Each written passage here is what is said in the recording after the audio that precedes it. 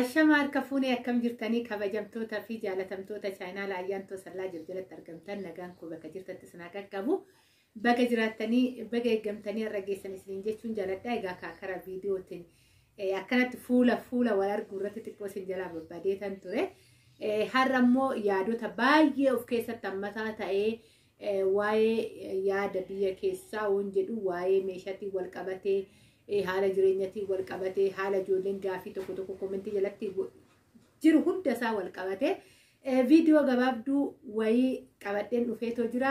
Viidiyoo kana laayik sheer gochuun dagatinaa warroonni chaayinaala keenya faaraa hojjetan gargaartan sabiskiraabii godhummaatii keenya ta'achuun gabaanuma naffeerraa kootii warri nafaana turtan hedduu tokko galatooma keessattuu warroonni komentii isiniin jechuun jaaladha.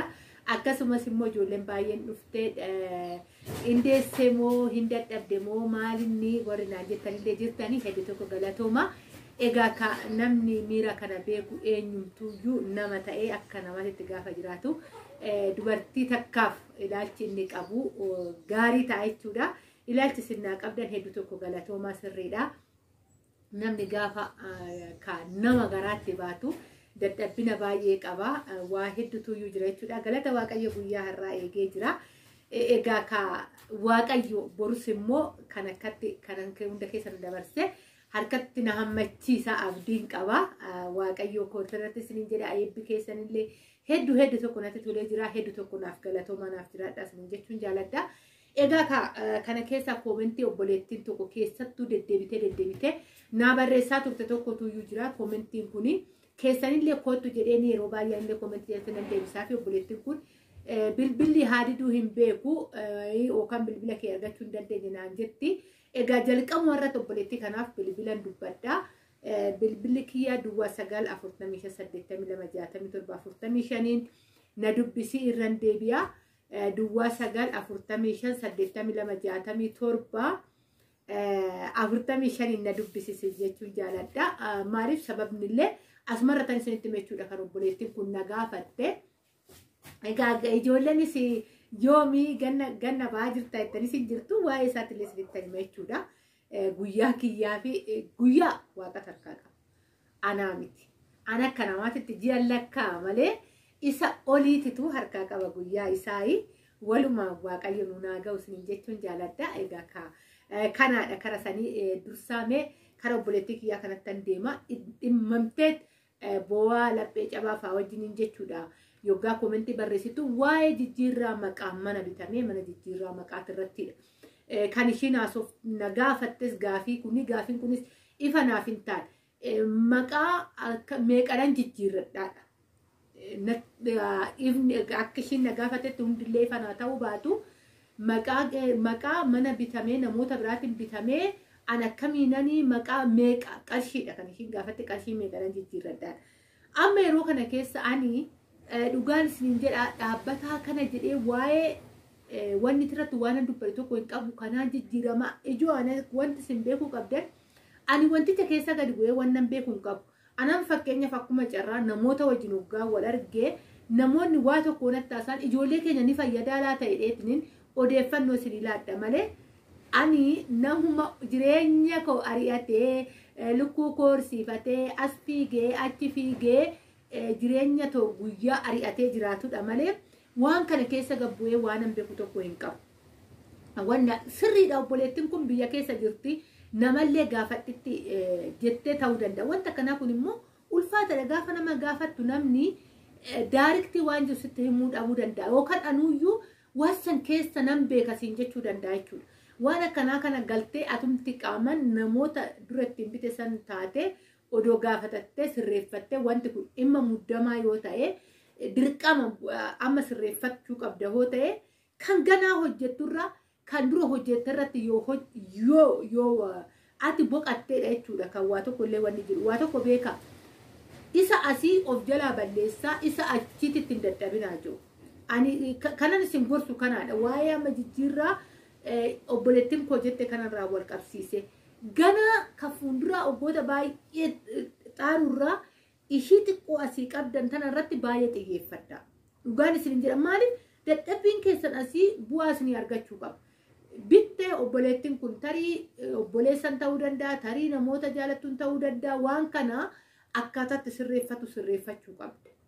Dirqamaadha jechuudha. Maaliif isa ganaa borutti dadhabdurraa isa har'a ijaan argite kanatti irratti abdii godhachuu qabda.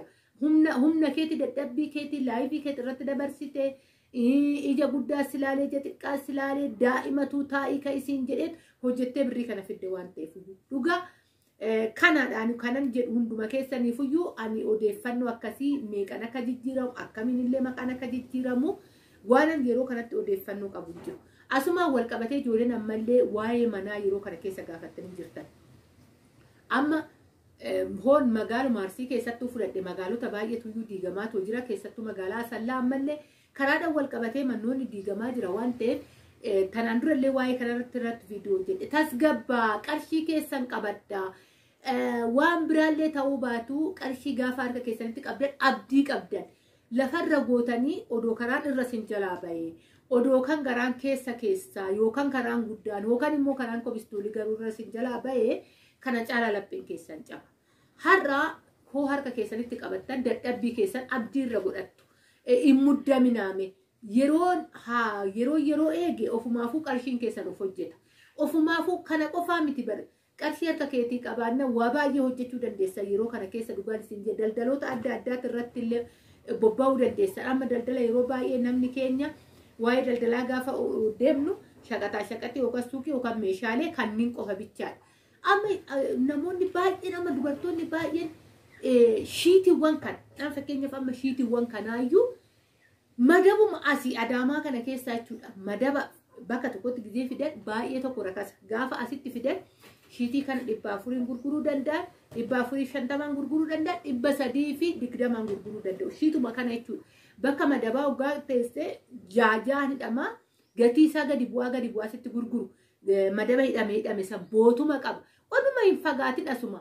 Asii amma fakkeenya fuutanii odoo naannoo biraa geessitanii. Madaba lamarratti odoo isin birrii 50 qabatanii kunuyyuu daldala tokkodha jechuudha. Yeroo baay'ee nuti ijoolleen keenyallee ta'an anas taanan har'a keessa gadi bu'ee arginaananii gabaa hoggaan deemuu wantoota warroota daldalan gaafa laaluudha malee achi taa'ee anis kanan yaadu kanan odoo hojjette ijoolleen keenya jedhee beeku shaqaxii yookaan meeshaalee yookaan suuqii gurguddaa waan akkasiisan. Wantoonni hojjetan baay'een hin jira. Amma fakkeenyaaf makkafaafaa suuqiiwwan naannoo baay'ate amma ati makkafaafaa yoo goote makiinaa baasanii tiraanispoortii baasanii namni fagoo deemuun amma yeroo baay'ee makkafaafaa ni fagaata. Naannoo irratti argattu iddoo makkafaafaa jechuudha. Qarshii qabaatte taanaan makkafaafaa odoo bante innillee biizinasii guddaadha. Hojjechuu ni dandeessu waan akkasiisan irratti jechuudha. Haga lafarratti dhangalaastanii dafqi keessan jireenyi keessan laayiviin keessan saakiloojiin keessan hundi miidhamurra birrii keessan qabattanii waan akkanaati irratti illee bobba'uu ni dandeessu. Hojiiwwan adda addaa bakka carqiirraa uffatarraa caammarraa kaasee dirqama immoo isa suuqii shoobbii guddaa kireeffattanii taa'uu hin ta'in magaalaarraa kara magaalaatti magaalaa guddaarraa fiddanii magaalaa xiqqaatti deemtanii hojjechuun waan akkasii sunillee hojii guddaadha. Amma hojjechaa jirtu ijoolleen keenya. Lama mooyyuu yeroo tanaan dura viidiyoo irratti hojjedheen ture maashinii warri shaakala qabdan keessattuu jechuudha shaakaluu sin dandeessanii isa hodhaa amma wayyaa cite dhugaa tuffii ani hojiin tuffadhu yoo dabarsu sin tuffadhu abbaa feeta koomentii haa ta'u ijoolleen keenya adaba qabdu koomentii taanee akka naan barreessines abdiin qaba. Ayantuu biyya Arabaa hojjennee galleetti carqii citaa hodhinaallee naan jechuu dandeessan achumaan guddatamu. Achumaan wayyaa bittinii hodhuutti si qaba. Amma fakkeenya wayyaa surreewwan warroon dhiiraa baay'inaan guddiidhaaf ishuma xiqqishuu oluma dachaasanii rukutuufin birrii 100 gaafatu. Odoo amma waan akkasiisan naannoo irratti shiitii 4 shiitii saffannifachaa wayyaa citee isa rukutaa haala saniin immoo uffata biraa shaakalaa deemtanii boru shiitii hodhuutti achumaa shiitii isinirraa bitanii achumaan isin biratti hodhisiisu daldalli kanuma jechuudha. Dhugaan isiniin jedha warroonni hojii harkaa kan akka xiksii kan akka daanteeliiwwanii yeroo kana keessa amma xiksiin inumaa badee jira jechuudha. Xiksii isa maashiniin baasu malee namoonni harkaan hojjetu amma gabaa irratti akka duraanii san hin jiru. Namoonni garuu ni hawwu waan akkasiisan diizaayinoota adda addaatiin jechuudha. Inni kunuyyuu baay'ee biizinasii guddaadha. Yeroo baay'ee nuti waa tokko irratti xiyyeeffannaa warroonni biyya keessa jiranillee waan ta'e yookaan suuqii gurguddaa yookaan immoo mana uffataa yookaan waan akkasii kanaadha baranii kan nutti argisiisan waan ta'eef isa xixiqqoo jalaa kana nutti isin argisiisanii nu barsiisuufis hin xaaranii kanarraa kan ka'e yeroo biyya galullee baay'ee rakkanna jechuudha. Maalitti akka cin maal akka hojjennu maal akka taanu jechuudha. Waan xiqqaarraa kara waan guddaatti siquun hin danda'ama. Haguma qilleensa argaa deemtan haguma qilleensa wal fudhachaa deemtanii sammuun keessanillee bal'achaa deemaa hojiillee immoo waan biraa waan adda ta'e uummachaa deemta. Gaafa anarraa Ayyaantuurraa hojii addaa uummatte ati guddachaa deemta. Namni biraatis immoo kan si fakkaatu hojii si fakkaatu osoo hin ta'in hojii si fakkaatu irraa adda gaafa uummatu guddachaa deema jechuudha. Kanaadha fakkeenya namoota biyya keessatti ta'uu qabna malee namni biyya keenyaa nuuf fakkeenya ta'uu hin qabu. Maaliif cimtoota nuti ijoolleen dubartoonni biyya arabaa waa baay'ee argine ka ija gandaatillee argine arraballee argine beelallee argine rakkoowwan adda addaa argine yoo uffanneetoo har'a gaafa biyya gallu shaanxaa gottonnee gallu jireenyuma gaariitti waan jiraannee gallu fakkaata warra biyyaatti jechuudha. Nuyi garuu leenjinee galle waan ta'eef hojiillee tuffachuu hin qabnu waan hundallee tuffachuu hin qabnu kanan isiniin jedha balaa obboleettii kootitti irratti kanan itti seenee dubbadhe kanaadha.